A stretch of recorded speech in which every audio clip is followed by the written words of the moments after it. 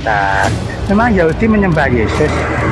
Tidak, Kok di tidak. luar Makanya Yahudi? saya tanya, Lah iya makanya. Kok di luar Yahudi? Ya, pengantar ini singkat para sahabat. Mantep TV sudah standby. Di like, di subscribe, di share sebanyak mungkin untuk supaya mencegah sahabat-sahabat kita di luar sana tidak terpengaruh terhadap pemurtadan. Lah makanya kok di luar? Tapi di luar Yahudi ada nggak menyembah Yesus? Ada. Sekarang siapa yang menyembah Yesus yang adalah iblis ini? Siapa? Yesus iblis. Nah, tadi kamu tadi kan sudah akui. Dengar. Waspadalah, kata Yesus kepada orang Yahudi. Waspadalah kepada iblis yang datang memakai namaku. Iblisnya datang memakai nama siapa? Iblisnya ketika memperkenalkan nama, apa kata iblis? Nama saya adalah memakai nama Yesus. Jadi iblisnya memperkenalkan nama dengan sebutan begini. Perkenalkan, nama saya adalah. Iblisnya berkata, perkenalkan, nama saya adalah memakai. Kamu tidak paham antara iblisnya memakai. Berkata, perkenalkan, nama saya adalah Yesus. Terus iblis mengaku Yesus.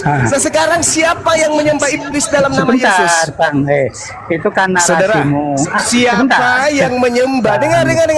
Siapa yang menyembah Yesus dalam iblis dalam nama Yesus? Ayo, jawab. Sebentar, sabar dulu. Siapa? Itu kan narasimu. Siapa yang menyembah iblis? Siapa yang menyembah iblis dalam nama Yesus? Jawab. Ya tidak ada lah. Lah Kristen. Enggak ada. Kristen menyembah Yesus. Kristen menyembah Yesus. Kamu tidak menyembah Yesus? Kamu tidak menyembah Yesus? Saya menyembah Yesus. Nah iya, Yesus. Terus kenapa? Ketika Anda mengatakan Anda menyembah Yesus, kata Yesus kepada kaumnya Bani Israel, iblis datang dalam nama siapa? Iblis datang dengan nama siapa? Dibaca toh, dibaca. Nama siapa? Nama siapa iblisnya? Namaku tah, nama Yesus. Iya, Yesus. Berarti iblisnya bernama Yesus. Betul? Oke, sekarang gini. Di luar Yahudi. Dengar. Orang-orang Yahudi menyembah Elohim. Orang Islam menyembah Allah. Orang Kristen menyembah Yesus. Iblisnya bernama apa? Bernama Allah, bernama Elohim, atau bernama Yesus? Jawab. Oke, Bang. Kalau saya mengatakan, saya mengaku. Siapa? Jangan bikin asumsi gereja. Jangan bikin asumsi gereja. Penyesat itu datang memakai nama Yesus. Hari ini Anda terciduk menyembah Yesus. Berarti Anda menyembah iblis. Kan kalau mengaku bernama. Sekarang dengar. Enggak usah analogi anak TK, enggak usah. Orang Yahudi menyembah Yesus atau menyembah Elohim? Orang Yahudi menyembah Yesus. Orang Yahudi menyembah Yesus atau menyembah Elohim? Tak tahu, orang Yahudi kan menyembah Allah, Elohim. Menyembah Allah. Terus menyembah Allah. Orang Islam menyembah Allah. Orang Yahudi menyembah Allah. Siapa yang menyembah iblis dalam nama Yesus? Sabar, Bang, sabar. Orang Yahudi menyembah Allah. Saya tanya, orang Yahudi. Siapa yang menyembah iblis dalam nama Yesus? Jawab. Ayo. Saya tanya, orang Yahudi menyembah Allah. Saya tanya. Ayo, siapa yang menyembah iblis dalam nama Yesus? Ayo, siapa yang menyembah iblis dalam nama Yesus? Penyembah Yesus di muka bumi ini cuma satu, Kristen. Berarti yang menyembah iblis dalam nama Yesus siapa, Bang? Siapa, Bang? Apa menyembah iblis ini siapa? Siapa, Bang? Siapa, Bang? Abang Paulus. Siapa yang menyembah iblis dalam nama Yesus, Bang? Kau mau tuduh siapa penyembah iblis itu dalam nama Yesus? Islam tidak menyembah yang mana sembahannya Yesus. Yahudi tidak menyembah yang mana sembahannya Yesus. Hindu tidak, Buddha tidak. Lalu siapa yang menyembah iblis dalam nama Yesus? Kalau begitu siapa? Bang, sudah. Sudah. Jawab. Sudah apa belum? Jawab. Jangan Siapa yang menyembah? Mulai Bang Zuma kejang-kejang.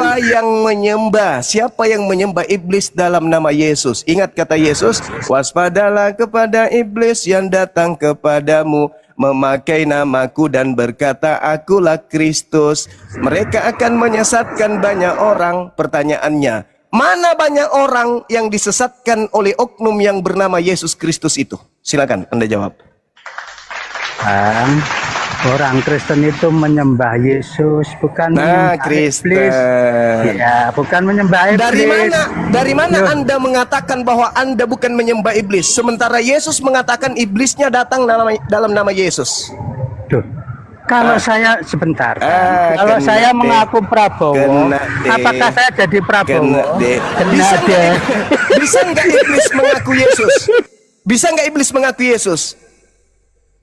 Bisa nggak iblis mengaku Yesus? Saya mengaku Prabowo bisa kok. Bisa nggak mengaku Yesus? Kena iblisnya bisa. Loh, bisa, tapi kan tidak dipercaya. Bisa. Tapi kan tidak bisa. Bisa. Tapi Yesus membocorkan rahasia bahwa iblis datang memakai nama Yesus dan Anda sudah mengakui.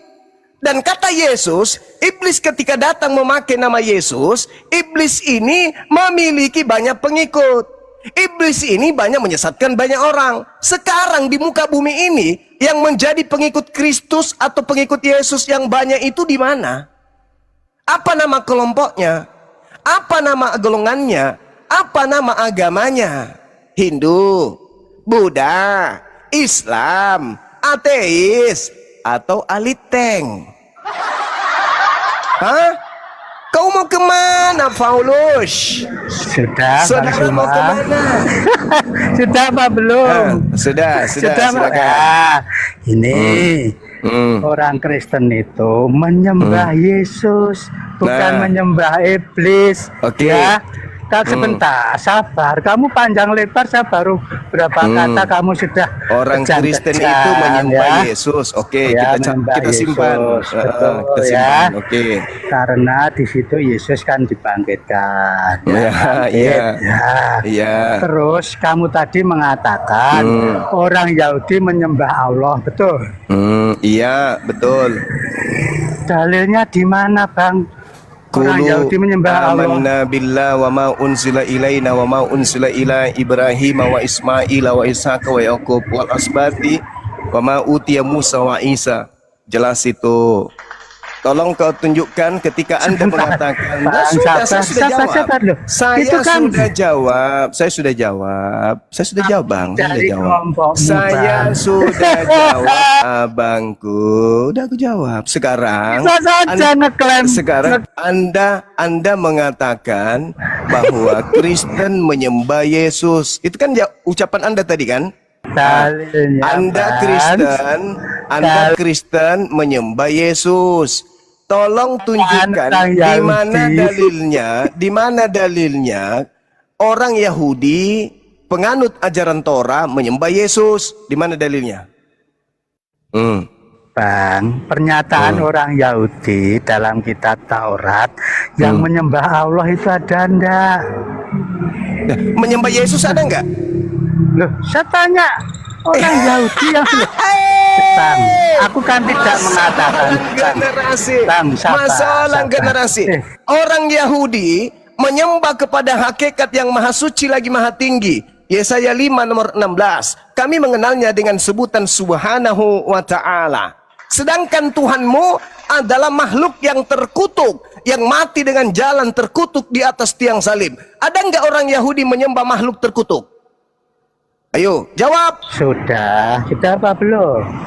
Jawab. Ada enggak orang Yahudi menyembah makhluk terkutuk di tiang salib? Ada enggak? Saya kan tidak mengatakan orang Yahudi menyembah Yesus. Tapi kamu mengatakan orang Yahudi menyembah Allah. Al-Quran saya mengatakan itu. Al-Quran saya. Al-Quran saya mengatakan itu. Al-Quran saya mengatakan. Orang Yahudi kitabnya.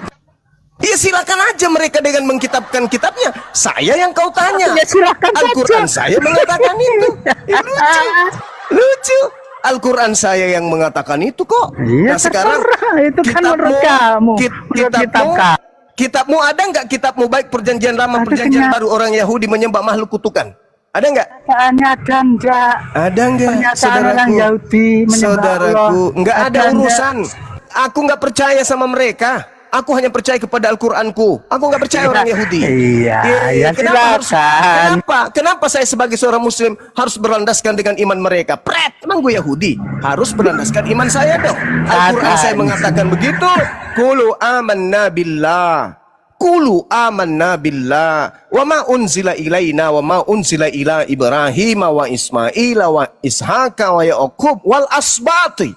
Ayo, itu kitab saya mengatakan. Kalau hari ini Anda mengatakan tidak, Anda mengatakan tidak karena berdasarkan apa yang Anda pahami dengan kitab Anda. Saya memahami dengan kitab saya. Kan jelas itu. Kenapa Anda membatasi? Kenapa Anda membatasi kitab saya? Kenapa Anda membatasi iman saya? Saya berbicara berdasarkan iman saya. Ayo, sekarang tolong berdasarkan imanmu. Ada nggak orang Yahudi menyembah makhluk yang digantung dengan jalan kutuk di atas tiang salib? Ada nggak? Jawab.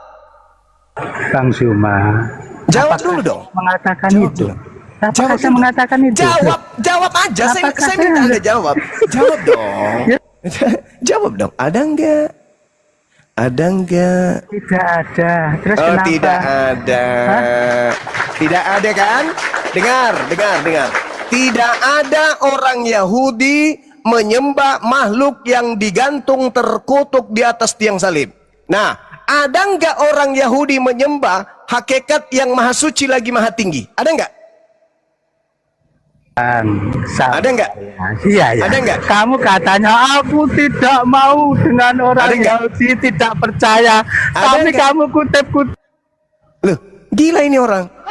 Ada nggak orang Yahudi menyembah? Fred. Ada nggak orang Yahudi menyembah hakikat yang maha suci lagi maha tinggi? Ada nggak? Ya memang. Lah kan kita diskusi.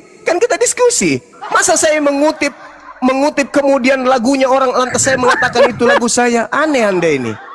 Anda gila kayaknya memang. Kamu Orang kalau mengutip kitab orang itu bukan berarti itu kitab kita, tuyul. Yesaya 5 nomor 16. Tuhan yang disembah oleh orang Yahudi maha suci lagi maha tinggi. Artinya mereka menyembah hakikat subhanahu wa ta'ala. Tidak menyembah makhluk yang mati dengan jalan kutuk di atas tiang salib. Pret! Emang enak?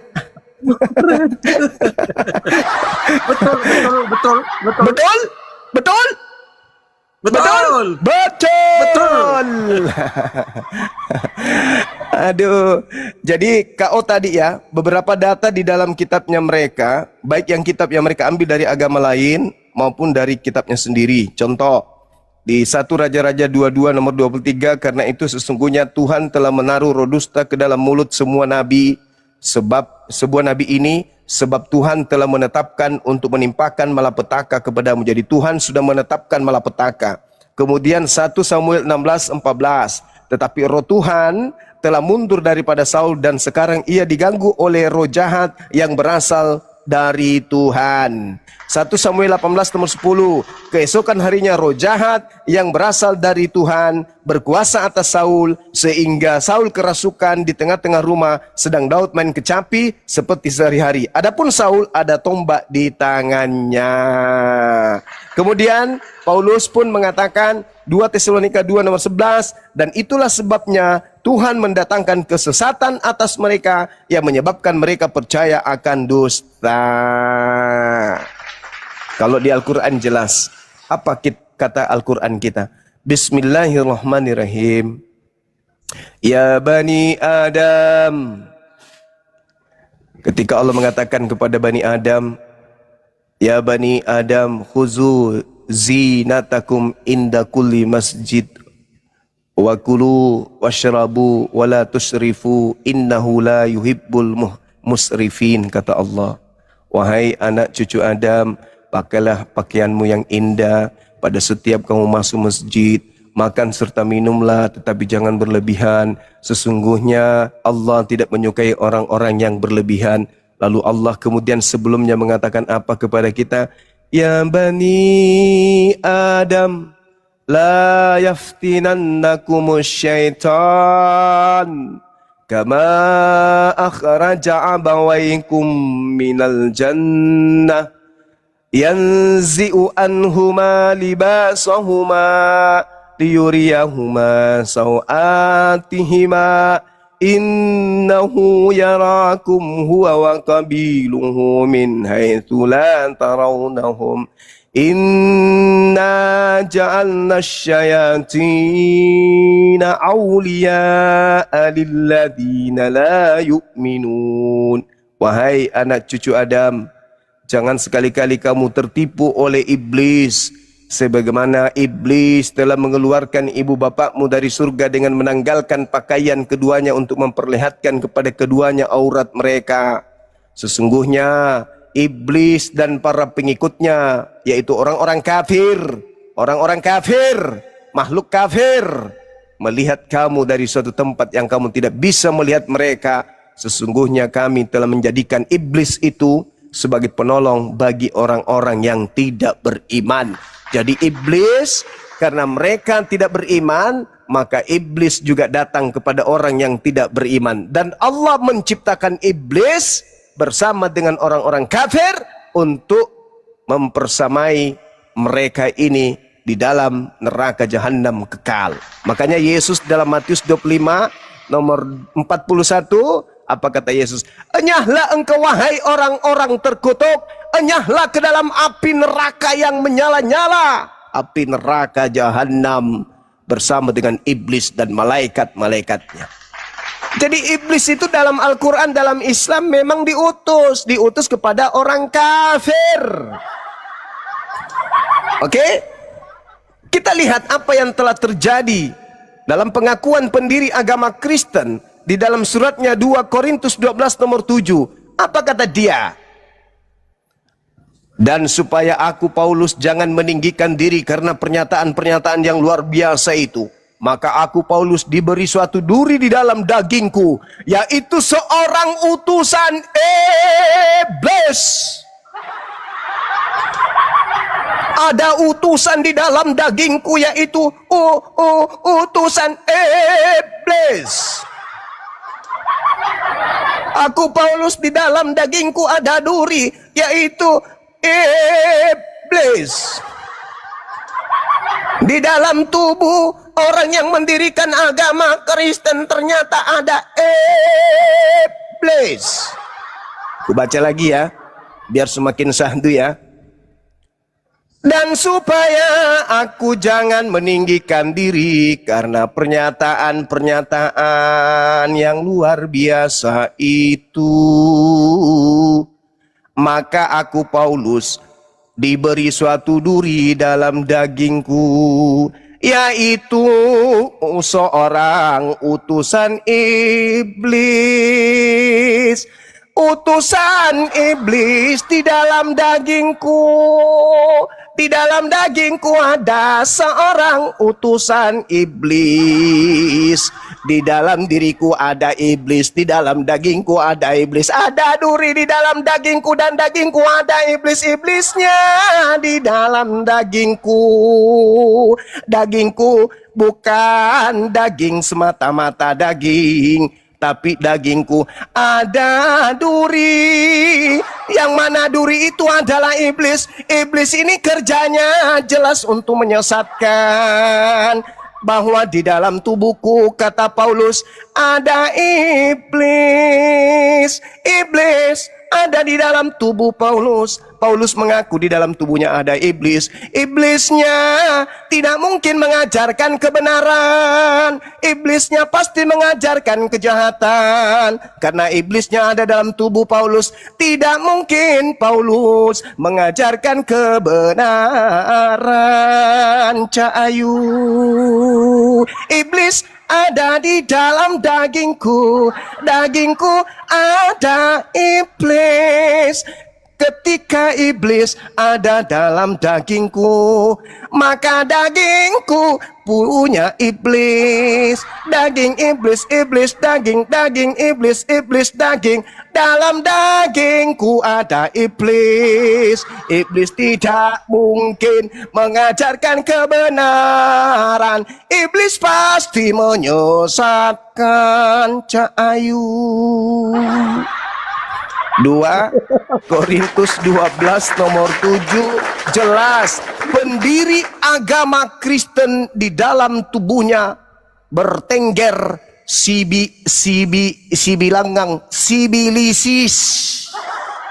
Itu fakta. Itu fakta.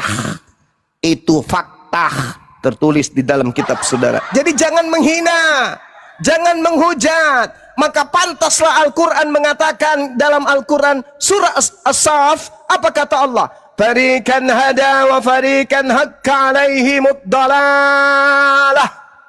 Innahum muttakhasus syayatin awliya min dunillah wa yahsabuna annahum muhtadun. Sekelompok manusia pantas untuk diberi petunjuk karena mereka berakal, dan sekelompok manusia lagi sudah pantas menjadi sesat karena mereka kemudian tidak menggunakan akal. Itu dah pasti. Sesungguhnya mereka yang pantas sesat ini menjadikan iblis sebagai pelindung mereka selain daripada Allah.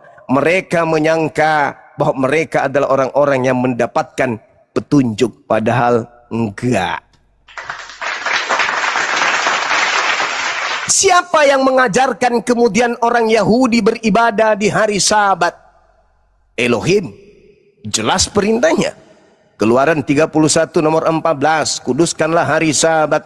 Kalau ente tidak mengkuduskan hari Sabat, ente akan dibunuh. Karena ente telah membatalkan perjanjian Sabatku. Jelas itu. Orang Yahudi beribadah hari Sabtu karena perintah Elohim. Bagaimana dengan umat Islam? Ya ayyuhalladzina amanu idza nudiya lis-sholati min yaumil jum'ah. Orang Islam beribadah Jumat juga karena mereka beriman kepada Allah. Perintah jelas. Muncul permasalahan mendunia. Siapa yang membisikkan hati setiap orang Kristen sehingga mereka hari Minggu ke gereja menyembah kepada Kristus? Tak ada perintah dari Elohim, tak ada perintah dari Allah, tidak ada perintah dari Yesus.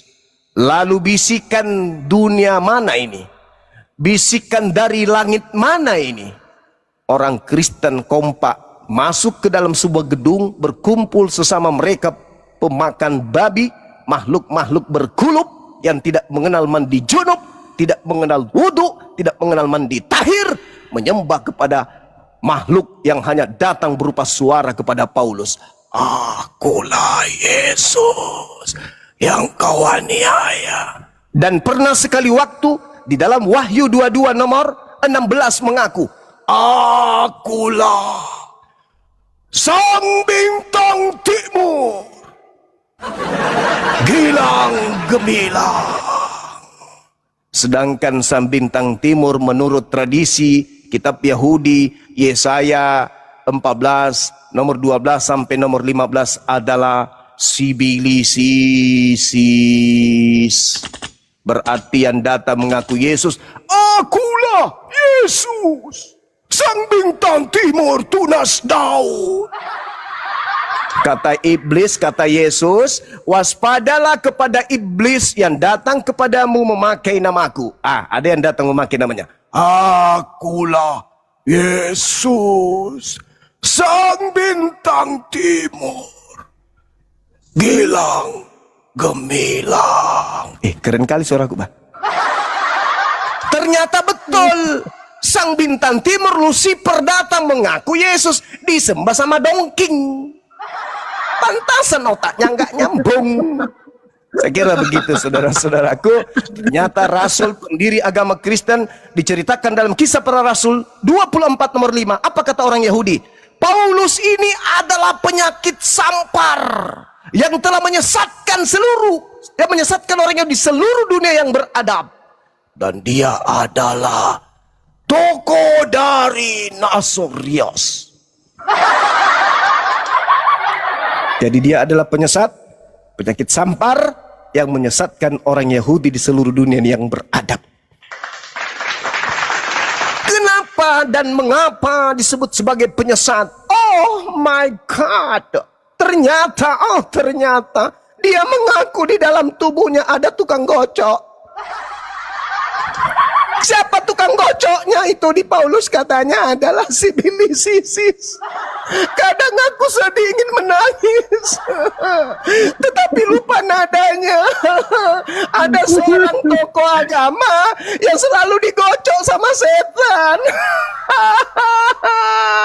Lupa nadanya. Begitu nih barangkali deh. Sholatkan dulu kamu. Pas sholat generasi ada tukang gocok. Oke, silakan Bang Donki. Cah Deso ini agamanya apa, Cah? Kristen atau Muslim? Cah Deso. Silakan Bang Melvin Simanung Khalid. Mau ditanggapin kali apa yang dinarasikan oleh Bang Zuma tadi, silakan. Silakan Bang Melvin, monitor. Kenapa termenung ya? Bang Donkin termenung nih.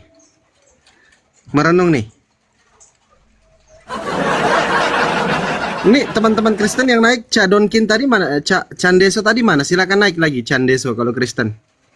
Silakan Bang Melvin Simanung Khalid. Ini kenapa terdiam, naik terdiam, dengar narasi Bang Zuma langsung terdiam. Ini gimana konsepnya ini?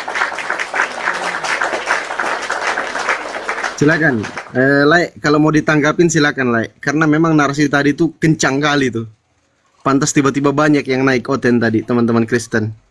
Ternyata kencang kali narasinya. Silakan Bang Melvin Simanung Khalid, oi.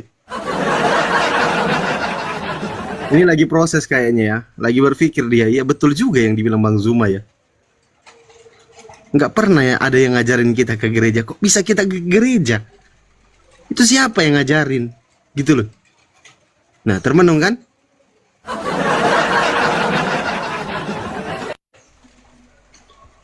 Silakan Bang Donki. Bang Melvin, monitor. Bang Melvin, ini termenung dia ini. Saya yakin beliau termenung gara-gara narasi tadi. Makanya kembali lagi ke dasar kita diskusi itu kan, kalau berbicara tentang Yesus lain itu kan ada pada Matius 24 nomor 4 dan 5 tadi. Waspadalah.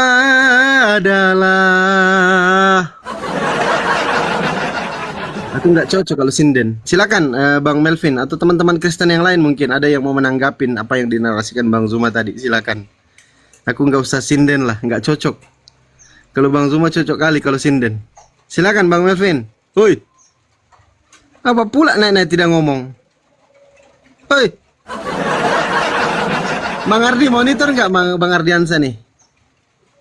Bang Zuma mau ibadah, biar Bang Zuma dulu baru saya, baru gantian.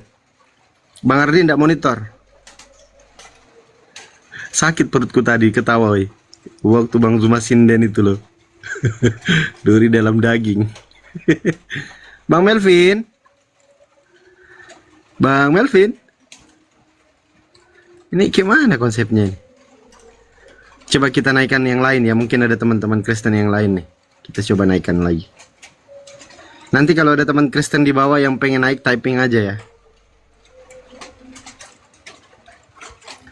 Coba kita naikkan yang minta naik ini. Atau mungkin salah tekan nih. Oke, ada Bang siapa nih? Bang Fendi. Selamat sore. Bang Fendi. Salah pencet tadi Bang. Oh, salah pencet. Izin turunkan ya. Oke ya. Iya. Muslim Bang ya? Muslim. Ya, assalamualaikum warahmatullahi wabarakatuh. Waalaikumsalam. Oke, silakan. Ada lagi teman-teman Kristen? Memang ngeri itu narasi-narasi kayak gitu ya teman-teman ya. Duri dalam daging. Kasih kesempatan Mau kau teman-teman datang Kristen. besok masih mau kok? Oh, masih mau kau bilang Tuhanku penyesat masih mau kok? Mau kok kah? Mau kok kah? Kan dia makuin dete, ha? Kan dia makuin terang di kapatitong. Alhamdulillah. Siapa yang menyembah penyesat? Siapa yang rasulnya membuat 13 kitab? Di mana kitabnya itu digocok-gocok dulu, baru bikin kitab. Wah, masih mau kau datang besok? Sakit, sakit. Ayo silakan teman-teman Kristen yuk. Kirim permintaan kalau mau naik biar kami naikkan teman-teman Kristen. Silakan. Ada Bang Limin, selamat sore Bang Limin. Agamanya apa Bang? Terputus. Oke. Silakan teman-teman Kristen, nanti kita gantian ya. Bang Ardi nggak monitor ya. Kang Dito ini kemana ya? Tumben nggak pernah muncul Kang Dito. Atau karena saya jarang live ya? Kang Dito nggak pernah muncul beliau nih. Coba Zoker di share dulu sama Kang Dito. Kaget. Oh lagi sibuk, siap. Coba kita naikkan lagi teman-teman Kristen ya. Nggak ada Bang Jai Atar, Kristen atau Muslim agamanya nih. Assalamualaikum. Salapan sehat Bang. Waalaikumsalam. Siap, izin turunkan Abang ya. Waalaikumsalam warahmatullahi wabarakatuh. Oke, kita tunggu lagi teman-teman Kristen nih. Nanti ganti-gantian aja kalau jadwal ibadah ya teman-teman ya. Sudah aku bilang kan, saudara-saudaraku non muslim, 2026 ini tak usah lagi menghujat. Karena kalau kau menghujat, Bibelmu akan pasang badan. Berapa kali aku sampaikan kayak gitu. Ya, udah sering pun, bosan pun aku udah katakan itu. Jangan menghujat. Naik ke sini pakai ilmu, pakai data. Karena kalau kau menghujat, Bang Suma dan tim akan memuntahkan isi Bible. Bible akan pasang badan. Itu loh. Nggak usah terlalu lebay kali. Mau menghujat, mau menjatuhkan, mau merendahkan. Menghujat, mengatakan Allah penyesat karena dia telah mengutus penyesat. Mengutus iblis, bla bla dan seterusnya. Nggak usah pakai cara-cara kayak gitu, kenapa? Bisa kan kita diskusi baik-baik. Tengoklah semalam aku dengan pendetamu. Kan baiknya itu. Meskipun pada ujungnya pada ujungnya pendeta Mario ejakulasi dini kubuat kan ya. Itu minimal kita pakai data, diskusi ilmiah. Apain pakai hujatan-hujatan kayak gitu? Gak perlu lah. Masih banyak saudara-saudara Kristen kami yang baik, yang mau mendengarkan nasihat, yang mau mendengarkan edukasi, yang mau mengetahui isi Bible karena selama ini mereka belum tahu. Kalau umat Islam yang menyampaikan, ya pasti tujuannya adalah mencerdaskan, bukan memplesetin apa yang ada di dalamnya gitu loh. Jangan Bang, gak perlu. Kalau mau menghujat, mending ke pasar, beli kemangi kata kawanku. Kemangi diapain? Pasti udah hafal semuanya nih. Jadi gitu. Begitu saudara-saudaraku. Jadi demi untuk lebih memperbaiki kondisi debat, dialog, diskusi agama Islam Kristen, saya sebagai ketua pembina Apologet Islam Indonesia, insya Allah akan membuat satu jadwal khusus untuk Gen Z. Ya, jadi generasi Z ini akan saya siapkan satu malam, insya Allah dalam satu pekan, khusus untuk generasi Z, Gen Z ini, baik Islam maupun Kristen, itu saya bolehkan naik untuk bertanya. Bertanya apa saja tentang Islam, bertanya apa saja tentang Kristen. Ya, jadi anak-anak kita, anak-anak muda, SD, SMP, SMA, mahasiswa, itu saya akan siapkan satu malam untuk naik ke komal saya atau naik di komal Apologet Islam Indonesia untuk bertanya tentang Islam, untuk bertanya tentang kekristenan. Kenapa harus bertanya dua agama ini. Dan kenapa harus narasumbernya Islam? Karena ketika umat Islam yang apologet Islam, maksud saya yang membaca Bible, itu pasti diluruskan dengan akal. Malu kemudian apologet Islam kalau mempleset-plesetkan atau menyalahartikan isi Bible itu, malu. Umat Islam itu pasti mendudukkan perkara itu untuk apa yang tertuang di dalamnya sebenar-benarnya. Tidak mungkin diplesetkan. Pertama, itu bukan kitabnya umat Islam. Yang kedua, umat Islam tidak punya kemudian kepentingan selain daripada meluruskan apa yang ada di dalam kitab tersebut. Toh itu bahasa Indonesia kan? Sama seperti buku matematika, buku kimia, buku fisika, buku biologi, sama. Maka ya kita sampaikan aja apa yang ada di dalamnya. Untuk itu sekali lagi saya umumkan kepada anak-anak saya, generasi Gen Z ini, ya, silakan nanti kita tentukan waktunya malam apa, kita berdiskusi di atas, ya, membahas tentang dua agama, perbandingan agama ini. Karena saya yakin sekali ada generasi Islam yang bingung tentang Islam itu sendiri. Ada generasi Islam yang sudah terkontaminasi bahwasanya agama itu semuanya sama. Ada generasi Islam yang memahami bahwa Allah dan Allah yang ada di dalam orang Kristen itu adalah sama. Untuk itulah saya hadirkan Komal. Saya berharap di Komal manapun saya hadir, saya minta Komalnya untuk diarahkan yang dinaikkan anak-anak muda saja. Usia SMP, SD, SMP, SMA. Untuk naik ke atas, mempertanyakan tentang imannya, supaya mereka betul-betul tahu ini Islam seperti ini Kristen seperti ini. Kenapa? Karena misionaris sekali lagi, sasaran mereka itu adalah anak-anak SD, anak SMP, SMA, bahkan mahasiswa. Untuk itu, mereka kita akan ajak berdiskusi dari hati ke hati, apa yang Anda pahami, siapa aja yang datang kepada kalian yang mengajarkan kemudian tentang agama dan seterusnya, mereka harus kita jaga. Jadi yang sudah usia 30 tahun, 25 tahun ke atas, cukup menyimak nanti. Untuk sesi malam itu kita naikkan anak-anak kecil untuk kita ajari sesuai dengan pertanyaan mereka. Itu sangat penting. Begitu juga, alhamdulillah semalam kami ada rapat teman-teman sekalian. Karena maraknya kemudian serangan-serangan misionaris dari luar, ya, masuk ke Indonesia, dan sasaran empuknya itu adalah basis-basis Islam yang mereka jauh dari dakwah-dakwah Islam yang berjalan secara rutin. Maka kami membuat buku untuk menangkal gerakan kristenisasi, di mana buku ini akan kita bagikan kepada umat Islam, khususnya kepada anak-anak kita yang ada di pelosok-pelosok dengan gratis. Nah, kami minta kepada umat Islam yang memiliki rezeki bertambah, berlebih, yang mau berimpak, bersedekah untuk membelikan buku-buku itu. Misalnya bukunya 100.000, ada dari saudara kita yang mau berimpak 10 buku, silakan. 10 buku akan kita salurkan, dan cara penyalurannya itu nanti akan kita live-kan. Misalnya buku kita akan salurkan ke Bandung. Di Bandung membutuhkan misalnya kita mau sebar buku di sana 500. Maka 500 ini kita minta kepada umat Islam untuk beli buku tersebut, lalu kita bagi-bagikan buku ini kepada anak-anak Islam.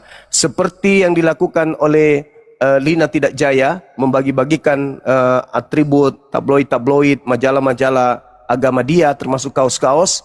Kita pun akan melakukan itu. Tapi sasaran kita adalah umat Islam, bukan umat di luar Islam. Kita akan membagikan dan kita akan live-kan. Apologet Islam Indonesia melakukan pemberantasan gerakan misionaris, gerakan-gerakan pemurtadan, dengan tema anti pemurtadan terhadap umat Islam yang awam. Kita akan live-kan orang-orang AFI di pelosok-pelosok akan datang membagikan buku tersebut secara gratis. Tentu buku ini adalah infak sedekah dari umat Islam yang mau ikut berpartisipasi dalam hal ini. Insya Allah tahun ini kalau bisa kita tembuskan sampai 5.000 buku, itu sudah sangat lumayan. Bayangkan kalau seluruh Indonesia, di setiap rumah umat Islam ada buku anti pemurtadan, insya Allah Islam akan semakin kuat akidahnya. Kita membantu para ustadz, kita membantu para ulama untuk menanamkan akidah kepada generasi Islam. Supaya apa? Ke depan ketika ada yang mencoba untuk mengganggu bangsa yang kita cintai ini, tentu generasi Islam yang cinta akan Islam, itu include dengan cinta kepada tanah air. Karena cinta Islam sama dengan cinta tanah air sama dengan cinta Islam. Tak ada lagi kemudian kekuatan dari luar yang akan merongrong bangsa yang kita cintai ini. Kenapa? Karena seluruh pemudahnya kuat di dalam memegang akidah Islam. Dengan kata lain, mereka adalah orang-orang yang rela berjihad demi bangsa dan negaranya. Sekali lagi, berdasarkan hasil rapat bersama, rapat luar biasa manajemen Apologet Islam Indonesia, diputuskan beberapa kemudian perkara, diantaranya 2 yang tadi. Kita akan membuka komal untuk genset. Kemudian yang kedua, kita akan membagikan buku-buku secara gratis kepada generasi Islam. Dan kita akan mensasar juga kampus-kampus, SMP, SMA yang mereka jauh lagi dari pelajaran-pelajaran Islam. Kita masuk ke sana, membagikan buku-buku itu secara gratis. Tentu yang kita harapkan adalah saudara-saudara muslim yang memiliki rezeki berlebih untuk kemudian memberikan buku gratis ini kepada anak-anak kita. Nanti kita akan programkan itu untuk kita sampaikan. Tentu penyalurannya kepada rekening Apologet Islam Indonesia, rekening yang ada di Bank BNI. Nanti Anda akan catat begitu transfer untuk pembelian infak buku. 2 buku, 3 buku, 4 buku. Bayangkan kalau umat Islam membeli 1000 buku, 2000 buku, 30.000. Berapa banyak umat Islam yang akan kita selamatkan dari pemurtadan. Ingat sahabat-sahabatku muslim, 1 orang yang kita selamatkan untuk tidak murtad, itu sama halnya kita sudah menyelamatkan jutaan manusia. Kenapa? Keturunannya akan tetap menjadi pengikut baginda Rasulullah Muhammad SAW. 1 orang yang murtad keluar Islam, kita biarkan tanpa ada gerakan dari kita untuk upaya agar mereka tidak keluar dari Islam, maka itu sama halnya kita membiarkan jutaan orang keluar daripada agama Islam. Ayo kita mulai melalui kendaraan kita Apologet Islam Indonesia. Insya Allah generasi Islam Indonesia terhindarkan dari gerakan pemurtadan yang tersusun rapi oleh orang-orang di luar Islam yang menginginkan adanya gerakan-gerakan pemurtadan.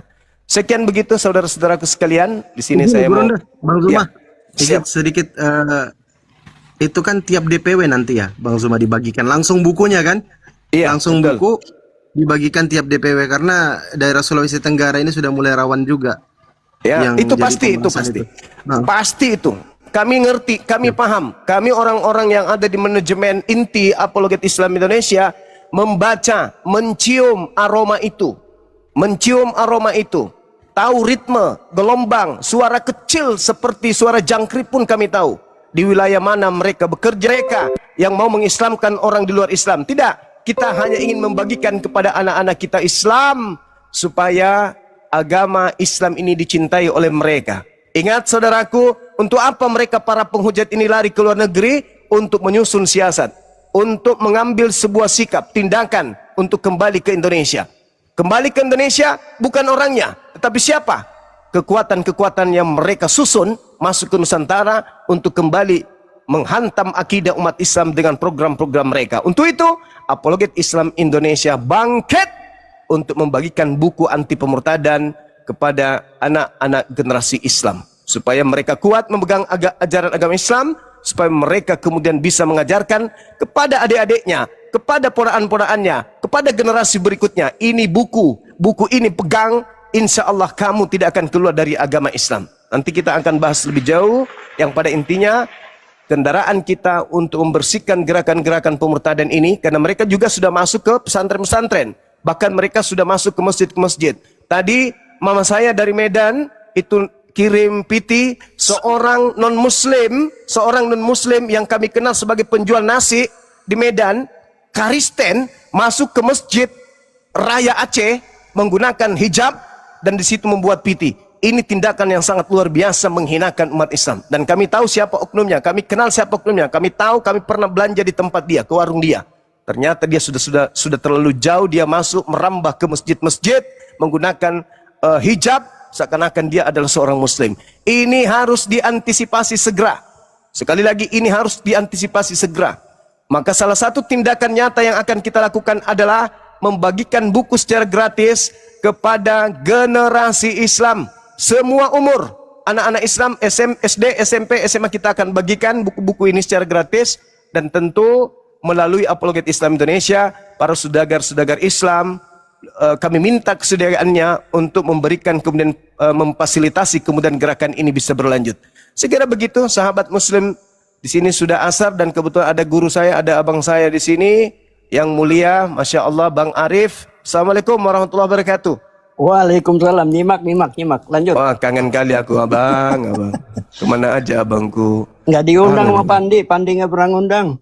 Oh, Masya Allah. Baik abang, ini di sini Siap, udah siap. azan. Sementara Lanjut. saya ibadah dulu, nanti kita lanjut. Assalamualaikum warahmatullahi wabarakatuh. Waalaikumsalam. Jangan ada duri dalam daging, karena kalau ada duri dalam daging Jangan ada sampah aja tukang Kiriolo kan, pocong. jangan sampah aja Kiriolo. Lanjut. Iya. Oke, Bang Ardi sudah monitor Bang Ardiansa? Belum ya? Oke, dengan Bang Arif aja aku ngobrol-ngobrol nih sambil menunggu Bang Zuma. Nanti gantian juga karena jadwal ibadah saya dengan Bang Zuma itu sama.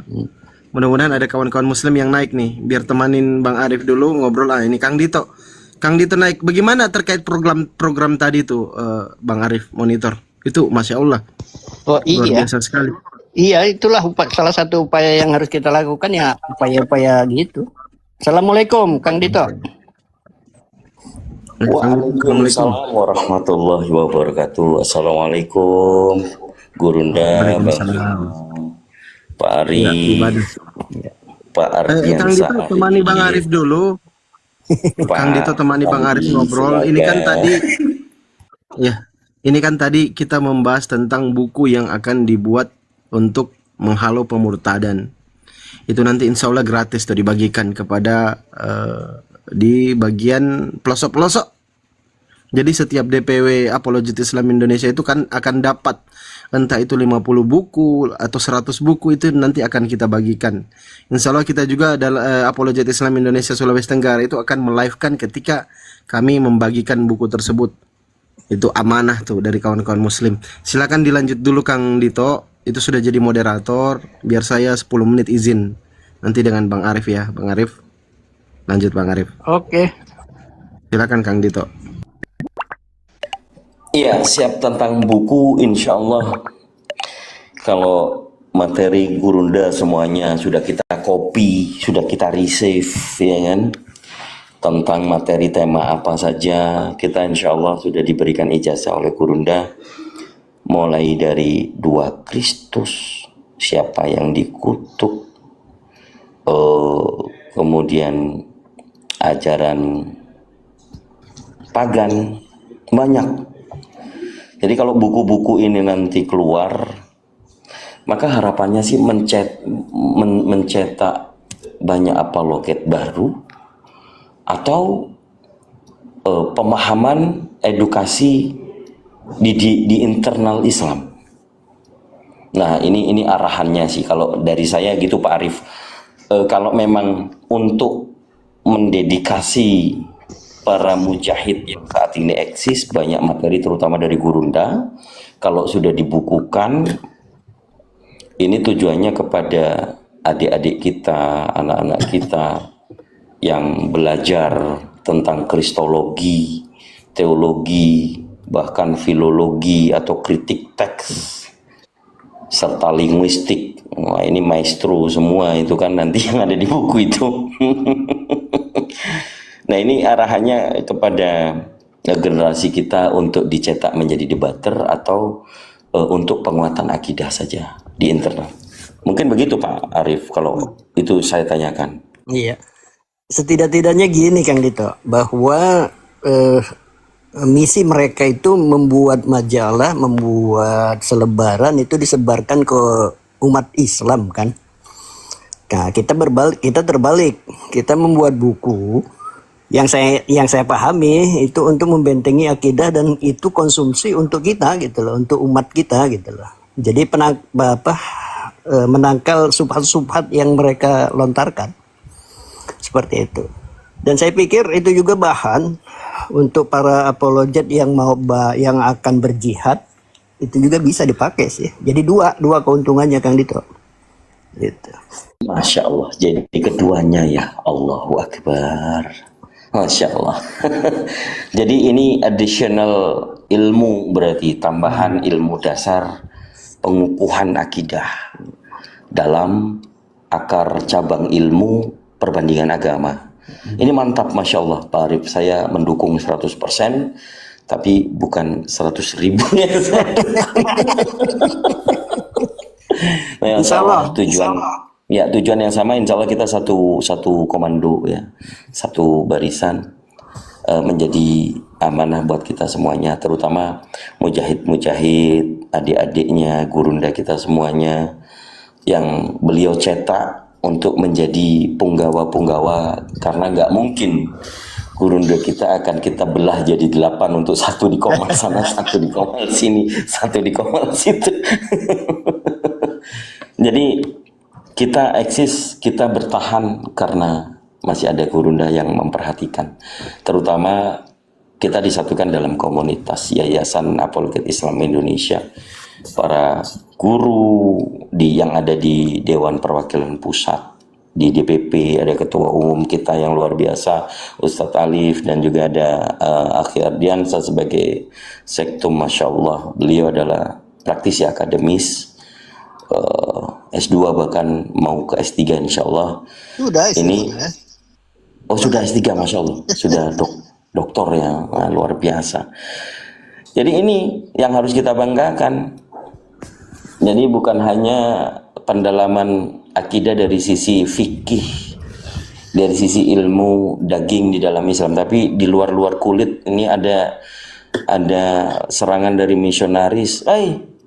Ini di Al-Quranmu surah ini Isa itu kalamullah loh, kalimatullah loh, dan Roh Kudus ini ada loh. Jadi ini kamu juga Tritunggal loh ternyata. Nah, macam itu. Nah, ini insya Allah nanti bukunya kalau sudah terbit ya, silakan peminat, terutama teman-teman yang biasa mengikuti kita dalam diskusi lintas agama, bisa menjadi nomor 1 lah, harus beli duluan gitu kan. Untuk apa? Untuk memberitahukan nanti kepada anak cucunya, ini di dalam agama kita nih ada orang-orang mujahid ini. Kalau misalnya dengan harapan doa kamu juga bisa sama seperti mereka, bukan perang seperti zaman dulu pakai senjata. Ini perang argumentasi, ilmu terutamanya adalah komunikasi, bagaimana kita berbicara dimengerti oleh orang Kristen. Tapi kalau orang Kristen sendiri tidak mengerti, yaitu udah ini mereka sendiri gitu kan. Jadi mantap, kita sama-sama support teman-teman yang di bawah ya. Jangan lupa nih, kalau sudah rilis kita akan info, langsung saja dihabiskan sehingga kita mencetak lagi. Begitu ya Pak Arif ya. Iya. Kemudian ada program kedua yang lebih baik sebetulnya Kang Dito. Program pertama itu, kemudian prioritas kedua, Bang Zuma punya gagasan secara periodik, entah 1 bulan sekali, kita jadwalkan malam apa, itu membuka forum untuk khusus generasi Z, Gen Z. Ya, ini menarik nih. Nanti Kang Dito salah satu narasumber juga nih di situ. Jadi nanti Gen Z akan bertanya banyak tentang Islam, akan bertanya banyak tentang Kristen. Nanti para narasumber yang mumpuni yang akan mendampingi anak-anak kita itu. Gen Z itu kan kelahiran tahun 2000 ya, 2000 ke bawah itu. Jadi begitu Kang Dito. 2 program itu prioritas API. Insya Allah, kalau sudah gurunda, apalagi ya Bang Zuma bilang, Dek Dito kamu itu insya Allah udah pastilah itu namanya. Ya itulah kita indahnya di dalam satu komunitas Apologet Islam Indonesia. Masya Allah, banyak para guru yang pastinya dimuliakan oleh Allah, dijaga oleh Allah. Karena para mujahid ini tak ada henti-hentinya, nggak ada capek-capeknya. Kadang sampai tiba-tiba sudah merem, masih di atas komal. Astagfirullah. Ini nikmat mana lagi yang kita dustakan gitu kan? Sehingga mendengarkan orang, ini waktunya tidur, ini waktunya kerja, orang ini masih ngomong loh begini, masih diskusi loh, Masya Allah. Bukan agama Islam tidak hebat, perlu kita bukan. Tapi kita hadir, kita datang ini, bukan membahas kekristenan sebenarnya. Kita memperlihatkan kepada mereka, kepada publik, kristologi itu bisa dipelajari. Dan yang mereka pasangkan dengan dogma. Ada satu pendeta bilang sama saya, Pak Arif, dan teman-teman Iwan Villa semuanya. Pendeta itu bilang sama saya, karena materi dari Gurunda tentang Paulus itu Kristus. Saya bedah dong. Di mana saja dalil itu? KPR pasal 9 nomor 22. Itu original teksnya nggak ada tertulis Yesusnya. Itu yang pertama. Berarti kalau kita baca, ya Paulus ini ia adalah Mesias. Itu yang pertama. Yang kedua, 1 Korintus 11 nomor 1. Memetei dalam original teksnya. Jadilah pengikutku bagaimana aku juga pengikut Kristus. Nah, juganya ini ada pengikut. Pengikutnya ini yang ada. Menjadi pengikutnya ini nggak ada. Original teksnya nggak ada. Jadi kalau kita baca, jadilah pengikutku karena aku juga Kristus. Nah, yang terakhir Roma 16 nomor 7. Nah, Kristen di situ original teksnya ternyata Kristus. Jadi Andronikus dan Yoneas ini telah menjadi Kristus sebelum aku, kata Paulus. Wah, ini apa kata pendeta Pak Arif? Wah, Kang Dito, kalau secara ilmiah betul katanya. Tapi secara iman kami gak begitu. Bagaimana menurut Pak Arif? Ini orang pendeta ini jujur gitu loh. Secara ilmiah betul itu Kang Dito. Ilmiahnya terukur, parameternya jelas. Tapi di iman Kristen tidak begitu Kang Dito. Udahlah ya. Jadi memang keimanan tidak dibarengi dengan logika yang sehat gitu loh. Jadi ya kacau sebetulnya. Jadi kalau ilmu tanpa logika kan sesat jadinya. Iman tanpa logika, tanpa ilmu kan sesat jadinya. Tapi ya biarlah itu merupakan keyakinan dan hidayah hanya milik Allah Kang Dito. Itu harus kita yakini sih sebetulnya. Ya tugasnya para mujahid ini kan tetap menyuarakan kebenaran gitu kan. Lagi-lagi hidayah tetap milik Allah. Mudah-mudahan lah. Tapi yang lebih penting adalah itu misi-misi mereka. Tadi Bang Zuma udah cerita. Jadi di Aceh itu ada seorang yang pernah berjumpa juga dengan Gurunda. Itu pakai hijab masuk ke masjid, membagi-bagikan nasi, kan lucu gitu loh. ini true story ini.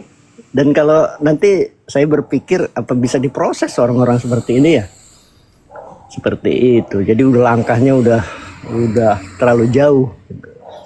Nah, jadi tugasnya para mujahid inilah tugas mulia yang tidak digaji dalam bentuk materi, tapi insya Allah Allah itu akan menepati janjinya. Para mujahid ini nanti barangkali berada di barisan-barisan para syuhada kita. Masya Allah, ini luar biasa. Amin.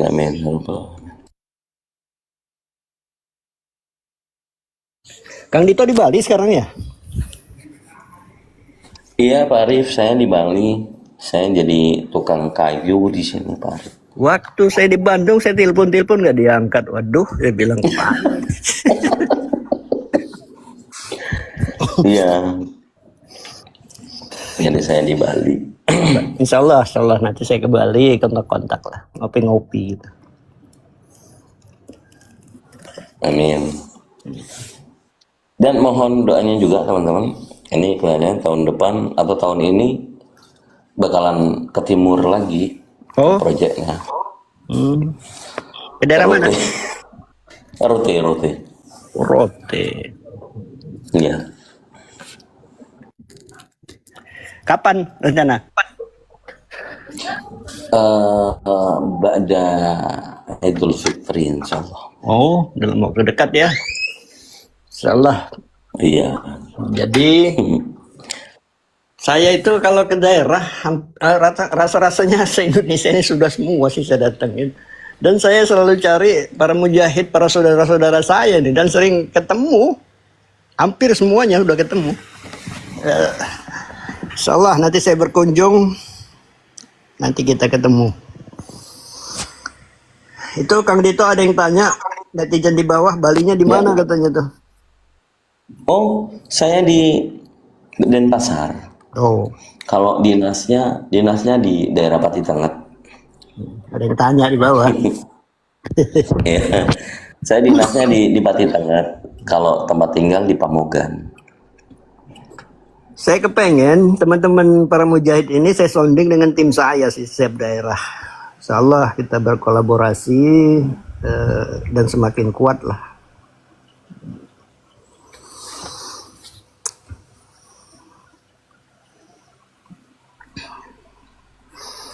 Ayo teman-teman yang non muslim, mumpung ada Gurunda, ada Kang Dito. Kang Dito ini saya pikir akan lebih representatif ketika menyampaikan materi. Karena beliau lama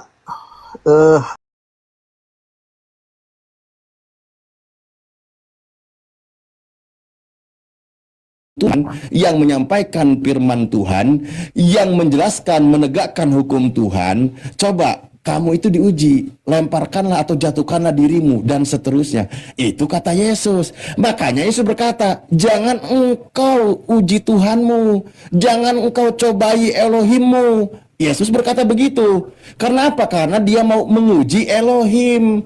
Karena dia sebagai anak Elohim. Karena nanti Elohim akan membela anaknya.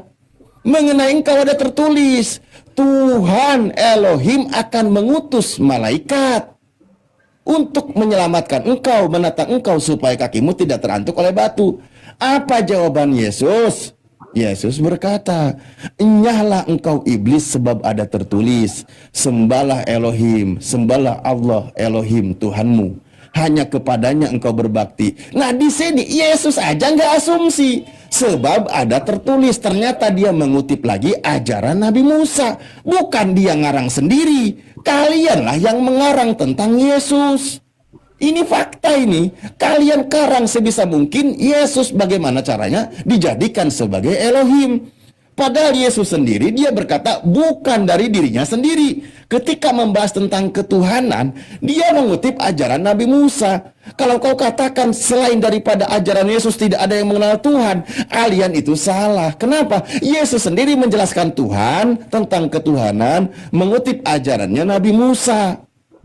Bukan asumsi sendiri. Berarti Nabi Musa sudah mengenal lebih dulu, sudah mengajarkan lebih dulu daripada Yesus.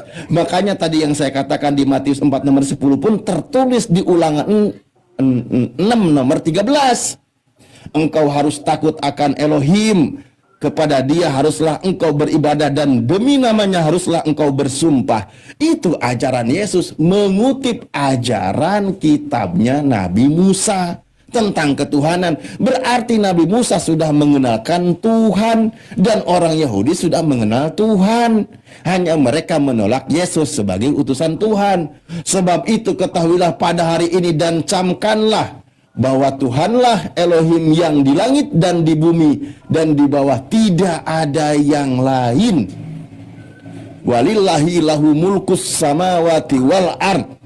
Milik Allah lah kerajaan langit dan bumi. Ilahu wahid, Tuhan yang esa. Itu ajaran para nabi, sudah diajarkan oleh Nabi Musa. Diulang ajaran itu oleh Yesus, kalian malah merombak ajaran Yesus. Itu aja bedanya. Itu perbedaan kalian Kristen dengan ajaran Yesus. Saya itu cuma ingin membuka cakrawala berpikir kalian teman-teman, bahwa memang kalian itu menjadi seorang Kristen itu pentuhan Yesus, bukan pengikut Yesus. Karena pentuhan Yesus bagaimana caranya menggunakan dalil-dalil agar Yesus Tuhan. Tapi kalau menjadi pengikut Yesus, bagaimana caranya, apa yang diajarkan oleh Yesus kalian ikuti, kalian taati. Gitu, kalian amalkan. Oke, silakan. Udah, gantian ya. Iya, silakan Baca Spen. Nah, memang betul yang dibilang Alif itu. Kami menuhankan Yesus. Kenapa kami menuhankan Yesus? Karena kami pengikut Yesus. Apa alasannya? Karena Yesus mengatakan dalam Yohanes 5 ayat 26 mengatakan bahwa dia sama seperti Bapa, esensinya sama seperti Bapa, kodratnya sama seperti Bapa. Yohanes 5 ayat 26 mengatakan begini. Ngarang, baca. Baca, jangan baca. potong. Tadi kau bicara panjang. Giliran saya bicara kau potong-potong. Nggak bagus Bukan, itu, bukan. Wali. Coba dibaca dulu kau bilang sama. Baca dulu datanya. Baca. Dulu baru, iya. Nah, Yohanes 5 ayat 26 mengatakan begini. Sebab sama seperti Bapa mempunyai hidup dalam dirinya sendiri, demikian juga diberikannya anak mempunyai hidup dalam dirinya sendiri. Ini pengakuan Yesus. Kemudian Yohanes 5 ayat 23, supaya semua orang menghormati anak sama seperti mereka menghormati Bapa. Barang siapa tidak menghormati anak, ia juga tidak menghormati Bapa yang mengutus dia. Yohanes 5 ayat 21, sebab sama seperti Bapa membangkitkan orang-orang mati dan menghidupkannya, demikian juga anak menghidupkan barang siapa yang dikehendakinya. Lukas 22 ayat 29, dan aku menentukan hak-hak kerajaan bagi kamu, sama seperti Bapakku menentukannya bagiku. Jadi Yesus mengidentifikasi dirinya bahwa dia sama dengan Bapa, setara, dalam kodrat ilahi. Itu jawaban saya. Terima kasih. Oke, baik, saya sedikit tanggapi ya. Nah, ini enak nih sedikit-sedikit gini. Itu tadilah saya bilang, bagaimana caranya teman-teman Kristen memoles Yesus sampai mengkilat mungkin agar Yesus itu Tuhan. Ucapan Yesus sangat jelas. Sebab sama seperti Bapa, Bapa mempunyai hidup dalam dirinya sendiri, demikian juga anak. Diberikannya hidup dalam dirinya sendiri. Ini udah jelas berbeda. Bapa sumber kehidupan yang hidup dalam dirinya sendiri, Yesus diberi kehidupan. Yang memberi dengan yang diberi kau katakan sama. Ini kan gak masuk di otak. Saya orang yang kaya, harta saya triliunan. Pak Jospen hutangnya triliunan, orang miskin, hidupnya kere. Nah, Pak Jospen diberikan harta oleh saya kau katakan sama. Nggak nyambung Pak Jospen, beda jauh. Bapak sumber kehidupan yang memberikan kehidupan, Yesus diberi kehidupan. Kau katakan sama, berarti kau fitnah Yesus. Yesus itu berkata, dia katakan, aku tidak dapat berbuat apa-apa dari diriku sendiri. Aku menghakimi sesuai dengan apa yang aku dengar, dan penghakimanku adil. Sebab aku tidak menuruti kehendakku sendiri, melainkan kehendak dia yang mengutus aku. Di mana persamaannya, di mana? Ini beda antara bumi dan langit. Makanya Yesus berkata, seorang hamba tidak lebih tinggi daripada tuannya, begitu juga seorang utusan daripada dia yang mengutusnya. Yesus sudah berkata berbeda statusnya, derajatnya berbeda. Kau katakan sama. Inilah fitnah terhadap Yesus. Tapi saya maklum, Anda kan Kristen. Bagaimana caranya memoles Yesus sebagai Tuhan? Data akan dipelintir, pemahamannya minimal, penjelasannya akan dirubah.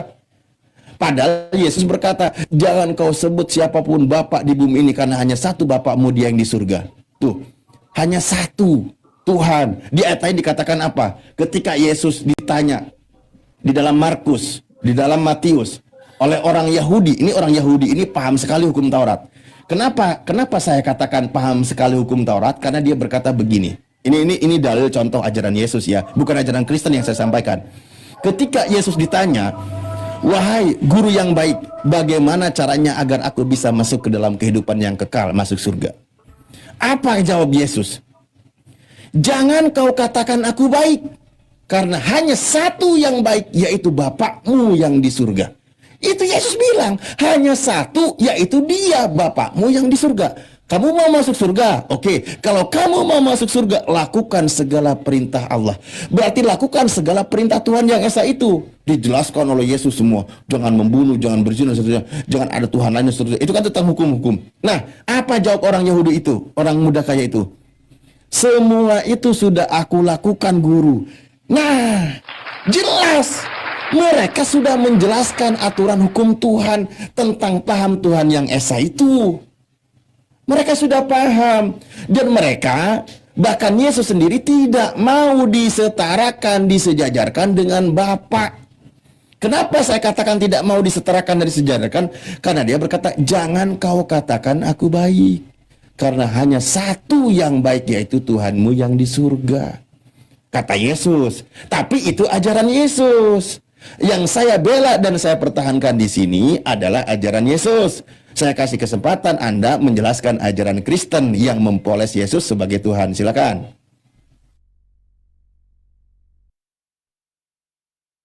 Tadi kan saya udah bilang tadi bahwa Yesus mengatakan bahwa dirinya sama kodratnya dengan Bapa. Makanya dalam Yohanes 5, perhatikan baik-baik, di Yohanes 5 ayat 17. Yesus mengatakan begini, tetapi ia berkata kepada mereka, Bapakku bekerja sampai sekarang, maka aku pun bekerja juga. Ayat 18, sebab itu orang-orang Yahudi lebih berusaha lagi untuk membunuhnya, bukan saja karena ia meniadakan hari Sabat, tetapi juga karena ia mengatakan bahwa Allah adalah Bapanya sendiri, dan dengan demikian menyamakan dirinya dengan Allah. Jadi ketika Yesus mengatakan bahwa bahwa Allah itu adalah Bapanya, artinya dia menyamakan dirinya dengan Allah. Nah, kemudian Yesus menjabarkannya di ayat 19. Aku berkata kepadamu, sesungguhnya anak tidak dapat mengerjakan sesuatu dari dirinya sendiri, jikalau tidak ia melihat Bapa mengerjakannya. Sebab apa yang dikerjakan Bapa, itu juga yang dikerjakan anak. Jadi di ayat 19 dikatakan, apa yang dikerjakan Bapa, itu juga dikerjakan anak. Kemudian ayat 20, sebab Bapa mengasihi anak, dan ia menunjukkan kepadanya segala sesuatu yang dikerjakannya sendiri. Bahkan ia menunjukkan kepadanya pekerjaan-pekerjaan yang lebih besar daripada pekerjaan-pekerjaan itu, sehingga kamu menjadi heran. Ayat 21, sebab sama seperti Bapa. Jadi Yesus mengidentifikasi dirinya sama seperti Bapa. Dia menyamakan dirinya dengan Bapa yang surga. Sama seperti Bapa, membangkitkan orang-orang mati dan menghidupkannya. Demikian juga anak menghidupkan barang siapa yang dikehendakinya. Kemudian di ayat 22, Bapa tidak menghakimi siapapun, melainkan telah menyerahkan penghakiman itu seluruhnya kepada anak. Jadi Yesus mengidentifikasi dirinya. Sama kami punya kodrat, sama punya kami esensi. Ayat 23, supaya semua orang menghormati anak, sama seperti mereka menghormati Bapa. Barang siapa tidak menghormati anak, ia juga tidak menghormati Bapa yang mengutus dia. Nah, itulah intinya itu di ayat 23. Kalau kamu menghormati anak, berarti menghormati Bapa. Kalau kamu tidak menghormati anak, berarti kamu tidak menghormati Bapa. Itu jawaban saya. Terima kasih. Oke, terima kasih. Jadi begini ya, ternyata memang jelas dalil yang dibaca, pemahaman antara Anda sebagai Kristen dengan pemahaman Yesus itu berbeda. Ketika Yesus melakukan pekerjaan, Yesus itu berkata, makananku ialah melakukan kehendak Dia yang mengutus aku dan menyelesaikan pekerjaannya. Itu kata Yesus. Jadi kan dia itu melakukan pekerjaan yang diperintahkan oleh Bapa berdasarkan firman yang disampaikan oleh Yesus kepada murid-muridnya. Itu tugasnya harus diselesaikan itu. Nah, kau katakan setara. Mohon maaf ini. Anda sedang menghina Yesus dan menghina Tuhannya Yesus. Ini mohon maaf saya katakan demikian. Kenapa saya katakan menghina Yesus dan menghina Tuhannya Yesus? Ketika Sang Elohim berseru kepada Yesus sebagai hamba, Anda berani mengatakan Sang Bapa itu adalah hamba karena setara kedudukannya. Ini fitnah dan ini penghinaan, pelecehan terhadap ajaran Yesus. Pertama. Kedua, Yesus sudah berkata, seorang utusan tidak lebih tinggi daripada dia yang mengutus. Menunjukkan berbeda. Kau hina lagi Yesus. Tadi kalian memoles Yesus, sekarang kalian fitnah Yesus. Ini bahaya ini buat saya ini. Anda silakan jelaskan kekristenan versi dalil yang valid menurut Kristen. Jangan pelintir ucapan dan ajaran Yesus. Itu bahaya itu. Kasihan Yesus. Pantas Yesus berkata, pada hari terakhir mereka akan mengusir orang-orang yang menjual nama Yesus, yang memuliakan berlebihan Yesus, berseru kepada Yesus Tuhan, bernubuat bermujizat ngusir setan pakai nama Yesus, teridentifikasi sampai detik ini pelakunya adalah mereka orang-orang Kristen. Ternyata inilah yang akan diusir oleh Yesus. Ini belum bergeser ini. Kandidat terkuat yang akan diusir oleh Yesus sampai detik ini belum ada yang melebihi dari kalian sebagai Kristen. Karena di situ pelakunya Yesus Tuhan, bernubuat bermujizat ngusir setan pakai nama Yesus. Belum lagi kalian mengatakan bahwa sesuai dengan dalil yang tertulis di dalam kalian sebagai Kristen, Yesus ini terkutuk di atas kayu salib. Bahkan yang dikutip oleh Paulus, yang mengutuk orang yang digantung di atas kayu salib itu adalah Sang Bapa, Sang Elohim. Kau katakan setara. Di situ dikatakan menurut ajaran kalian sebagai Kristen, panutan kalian, bapak kalian adalah Paulus, mengatakan sang bapak mengutuk Yesus.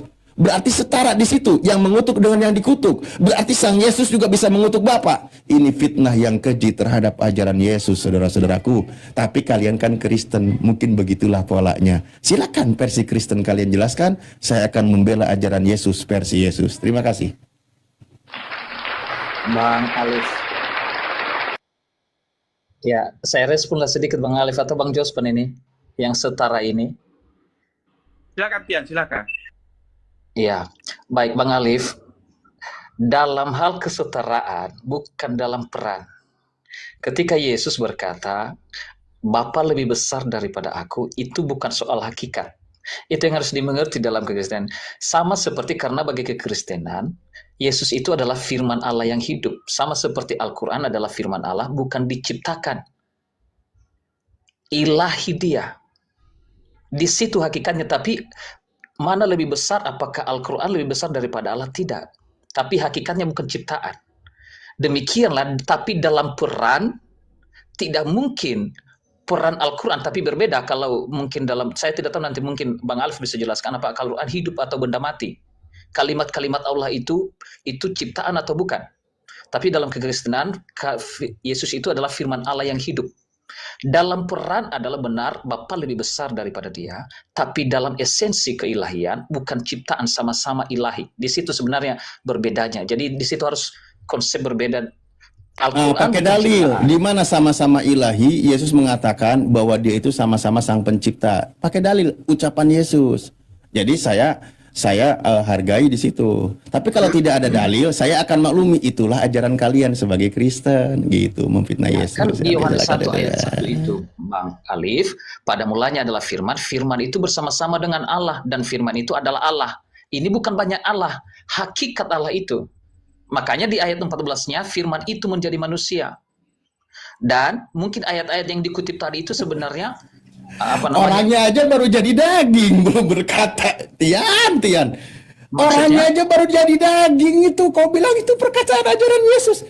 Firman itu baru menjadi daging. Tidak mengaku dia kesetaraan. Kayak mana kau ini? Yesusnya aja baru jadi daging. Ngomong aja belum bisa. Baru jadi daging. Menjadi daging maksudnya artinya dia sudah ada. Tetapi dia mengambil rupa yang lain dalam kekristenan, Bang Alif. Penyataan wujud itu tidak mengubah hakikat. H2O bisa jadi air, bisa jadi es, atau bisa jadi uap, tapi hakikat H2O tidak berubah. Tetapi cara keberadaan bisa berubah, tapi tidak mengubah hakikat. Itu mungkin bagi orang lain tidak sampai pemikirannya. Tapi dalam kekristenan, hakikat tidak pernah berubah. Ilahi, tetapi cara keberadaan bisa berubah. Dan itu tidak pernah berpengaruh pada hakikat. H2O hakikatnya bisa jadi air cair, bisa jadi es seperti batu, dan bisa seperti uap gas. Baik. Tapi Biar tidak terlalu jauh, saya kembali ke poin yang tadi. Ini kesaksian Yesus.